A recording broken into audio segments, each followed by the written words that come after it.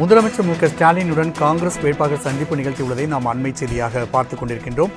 சென்னை ஆழ்வார்பேட்டையில் முதலமைச்சருடன் காங்கிரஸ் வேட்பாளர் சந்திப்பு நிகழ்ந்து வருவதை நாம் அண்மை செய்தியாக பார்த்துக் கொண்டிருக்கின்றோம். மேலும் கூடுதல் விவரம் செய்தியாளர்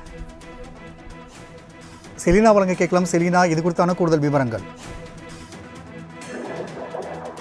சென்னை ஆழ்வார்பேட்டையில் உள்ள முதலமைச்சர் மு.க.ஸ்டாலின் இல்லத்தில் குறிப்பாக திமுக காங்கிரஸ் கூட்டணியில் போட்டியிடக்கூடிய வேட்பாளர்கள் முதலமைச்சரை மு.க.ஸ்டாலின் நேரில் சந்தித்து வாழ்த்து பெற்று வருகிறார்கள். அதன் நேரலை காட்சிகளை தற்போது பார்த்து வருகிறோம்.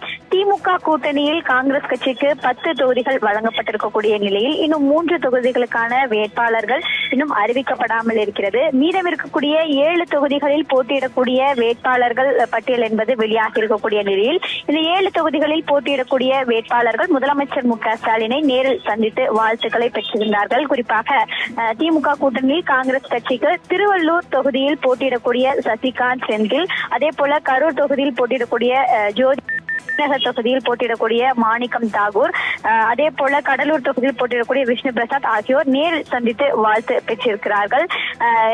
முதலமைச்சர் மு.க.ஸ்டாலின் இன்னும் சற்று நேரத்தில் கன்னியாகுமரியில் நடைபெறக்கூடிய பொதுக்கூட்டத்தில் கலந்து கொள்ள இருக்கக்கூடிய நிலையில் அந்த பொதுக்கூட்டத்தில் கன்னியாகுமரி வேட்பாளர் விஜய் வசந்துக்கு ஆதரவு தெரிவித்து இன்று பிரச்சாரம் மேற்கொள்ள இருக்கிறார்.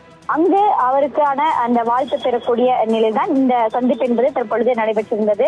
சென்னையிலிருந்து தூத்துக்குடி முதலமைச்சர் புறப்பட இருக்கிறார். அதற்கு முன்னதாக இந்த சந்திப்பு என்பது நடைபெற்றிருந்தது. தமிழ்நாடு காங்கிரஸ் கமிட்டியின் தலைவர் செல்வ பெருந்தகை தலைமையில் 7 வேட்பாளர்கள் நேரடியாக வந்து சந்திப்பார்கள் என்று தெரிவித்திருந்தார்கள். அதன்படி 5 வேட்பாளர்கள் முதலமைச்சரை நேரில் சந்தித்து வாழ்த்து பெற்றிருக்கிறார்கள்.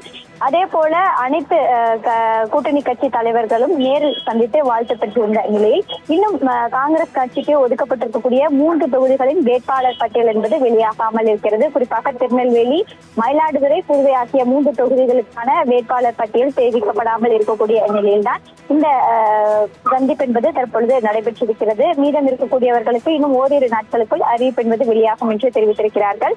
மேலும் இன்று நடைபெறக்கூடிய பொதுக்கூட்டத்தில் விஜய் வசந்த் முதலமைச்சரை நேரில் சந்தித்து வாழ்த்து பெறுவார் என்பதும் குறிப்பிடத்தக்கதாக பார்க்கப்படுகிறது. மக்களவைத் தேர்தல் 2024 காங்கிரஸ் சார்பாக போட்டியிடும் வேட்பாளர்கள் முதலமைச்சர் மு.க.ஸ்டாலினை தமிழ்நாடு காங்கிரஸ் கமிட்டி தலைவர் செல்வ பெருந்தகை தலைமையில் சந்தித்து வாழ்த்து பெற்ற நேரலை காட்சிகளையும் இது குறித்தான தகவலை பதிவு செய்தமைக்கும் நன்றி செலினா.